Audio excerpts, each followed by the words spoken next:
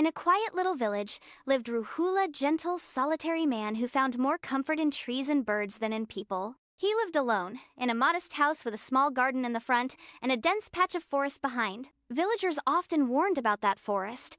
"They say foxes roam there," they'd whisper. "Wild ones." But Ruhul wasn't afraid. He believed that all creatures, even the wildest, carried a soft heart if only someone was patient enough to see it. One damp evening after a heavy monsoon rain, Ruhul was tending his garden. The air smelled of wet leaves, and the sky was still heavy with clouds. Suddenly, he heard a soft cry like a whimper coming from the bushes behind. Curious and careful, he stepped closer.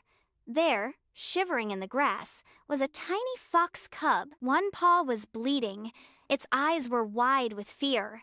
Ruhul didn't move at first. Then, slowly, without speaking, he tore a piece of his old cotton towel and gently wrapped the cub's injured paw.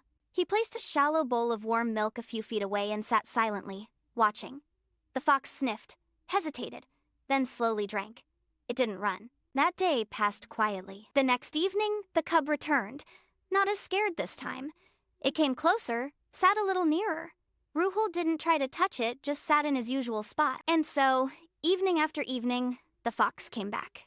They never spoke, of course, but something silent grew between them. A bond. Ruhul named him Lalu. Lalu would sit by his feet, sometimes place its head gently on Ruhul's shoe, and fall asleep. Ruhul would keep aside part of his dinner plain rice, a piece of egg, and set it outside. Rainy nights, he'd leave a dry cloth under the porch. Cold evenings, a little fire in the garden. They didn't need words. Their silence was enough.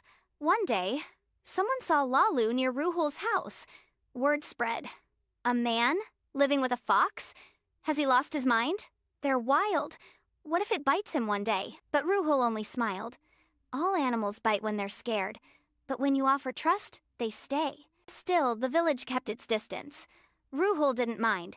He had Lalu now. One day, Lalu stopped coming. No sound at dusk, no familiar rustle behind the trees. Ruhul waited. One day, 2, 3, he placed the food out anyway. He left the cloth. But Lalu didn't return. The quiet now felt heavy. Until the fourth night, late into the evening, during a cloudy chill, there was a soft scratch at the door. Ruhul opened it and froze. There stood Lalu, soaked, muddy, but calm. No fear in his eyes, just recognition. Ruhul knelt down, smiled gently. "I knew you'd come back," he whispered.